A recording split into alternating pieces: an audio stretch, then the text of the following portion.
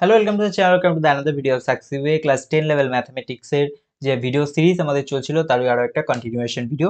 যারা এখনো অবধি সাকসেস ওয়ে চ্যানেলটাকে সাবস্ক্রাইব করেনি ইউটিউবে, তারা সাবস্ক্রাইব করো। যারা ফেসবুকে সাকসেস ওয়ে পেজটাকে ফলো করেন বা লাইক করেন, তারা করে রাখো। তাহলে কিন্তু পরবর্তী কখন কোন ভিডিও আসছে তার আপডেট তোমরা পেতে থাকবে, বা কখন কোন ভিডিও সিরিজ শুরু হচ্ছে চ্যানেলে সেটাও তোমরা আপডেট পেতে পারো।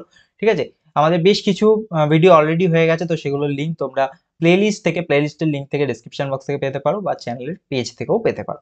তো চলো শুরু করি। যে অংশীদারি কারবার আমরা এখন চলছে, তো দেখি কোন কোয়েশ্চেন রয়েছে। তো এ 5,000 টাকা, বি 7,000 টাকা নিয়ে একটি ব্যবসা শুরু করার 5 মাস পর এ আরো 2,000 টাকা দিল। ঠিক আছে, 7 মাস পরে বি 2,000 টাকা তুলে নিল। তাহলে বছরের শেষে এ ও বি এর মূলধন কত হবে? বলছে যে বছরের যখন শুরু, স্টার্ট যখন করেছে, তখন বলছে এ তার ছিল কত? 5,000। বি বলছে বি এর ছিল কত? 7,000। শুরুতে এ এবং বি এর যে মূলধনের অনুপাত ছিল সেটা ছিল 5:7। এবার বলছে ব্যবসা শুরুর 5 মাস পরে এ আরো 2,000 টাকা দিল। তার মানে আফটার 5 মান্থস, 5 মান্থস পরে কি হয়েছে? এ আরো 2,000 টাকা দিয়েছে।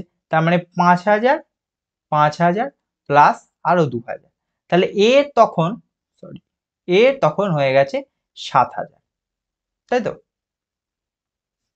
এর তখন হয়ে গেছে 7,000, এবং বি এর কিন্তু তখনও 5,000ই আছে।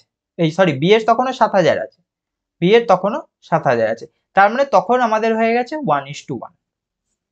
ক্লিয়ার? এবার বলছে এবং 7 মাস পরে বি 2,000 টাকা তুলে নিল। যখন 7 মান্থস হয়েছে তখন বি কি করেছে? বি 2,000 টাকা তুলে নিয়েছে। তার মানে তখন বি এর আগে ছিল 7,000, তখন বি করে দিল তার 5,000। ঠিক আছে, এবার বলছে বছরের শেষে এ ও বি এর মূলধন কত? তাহলে এ এর মূলধন কি আছে? এ তো শুরুতে 5,000 দিয়েছিল, তাই না? সেটা কতদিন ছিল? 5 মাস। হ্যাঁ, পরে এ কি করেছে? 5,000 প্লাস 2,000। 5 মাস পরে, এই যে 5 মাস পরে এ আরো 2,000 দিয়েছে এখানে। তাহলে পরে যে 2,000 টাকা দিয়েছে সেইটা কি চলেছে? 12 মাস তো, তার মানে সেইটা বাকি। বছর শেষে বলেছে মানে 12 মাস। তাহলে 5 মাস এর কি হয়েছে? 5,000 টাকা করে চলেছে। আর 7 মাস, পরের 7 মাস 5,000 প্লাস 2,000, তার মানে 7,000 টাকা করে চলেছে। তাহলে এখানে 5 ইন্টু 5 করে 25,000, আর 7,000, 5,000 প্লাস 2,000 7,000 ইন্টু 7, তার মানে এটা 49,000। যোগ করলে আসবে 74,000 বা 74,000। ঠিক আছে, এবার বি এর দেখি। বি এর কি করেছে? প্রথম 7,000 টাকা দিয়ে বি শুরু করেছিল। বি এইখানে 7,000 টাকা দিয়ে শুরু করেছে। 7,000 টাকা বি 2,000 টাকা কখন তুলে নিয়েছে? 7 মাস পরে, তাই না? তাহলে প্রথমে 7,000 টাকাটা 7 মাস চলেছে, 7 মাস পরে গিয়ে 2,000 টাকা উঠিয়ে নিয়েছে। তাহলে 7,000 ইন্টু 7 এসে গেছে 49,000। এবং পরে 7 মাস যখন হয়ে গেছে তখন কি করেছে? বি 7,000 থেকে 2,000 তুলে নিয়েছে, তাই তো? তাহলে তখন তার কত ছিল? তখন তার অ্যামাউন্টটা ছিল 5,000। যদি 7 মাস হয়ে যায়, বছর শেষ হতে তখনও কতদিন দেরি? 12 মাস থেকে 7 বিয়োগ গেল, তাহলে 5 মাস। তাহলে 5,000 বাকি 7,000 মাইনাস 2,000, 5,000টা আরো বাকি 5 মাস চলেছে। তাহলে সেটার জন্য তার হয়ে যাচ্ছে কত? 5 ইন্টু 5,000, তাহলে 25,000। তার মানে বি এরও হচ্ছে 74,000। এবার দুজনেরই মূলধন যদি সেম হয়, দুজনেরই মূলধন কি দেখছি আমি সেম, 74,000, তাহলে তার অনুপাত কি হবে? তার অনুপাতও সেম হবে 1:1। 74,000 ইস টু 74,000, 1:1।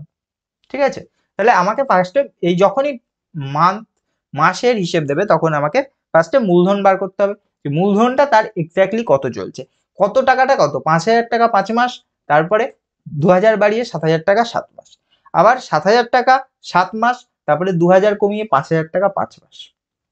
এইভাবে মূলধনটা বার করতে হবে। নেক্সট বলছে রাম ও রহিমের মূলধনের অনুপাত 5:2। তাহলে রহিমের লভ্যাংশ 1,400 টাকা হলে রামের লভ্যাংশ কত? বলছে রহিমের লভ্যাংশ বলেছে 1,400, ঠিক আছে? রাম ও রহিমের 5:2, তাহলে 5:2। ঠিক আছে, তাহলে এখানে আমি কি করব? রাম ডিভাইড বাই রহিম,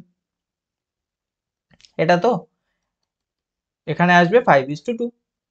এবার রহিমেরটা আমার দিয়ে দিয়েছে, রামেরটা বার করব। তাহলে রাম ডিভাইড বাই রহিমেরটা লিখে দেবো 1400, এখানে 5/2, তাহলে রামেরটা কত আসবে, রাম 5/2 ইন্টু 1400, তাই না?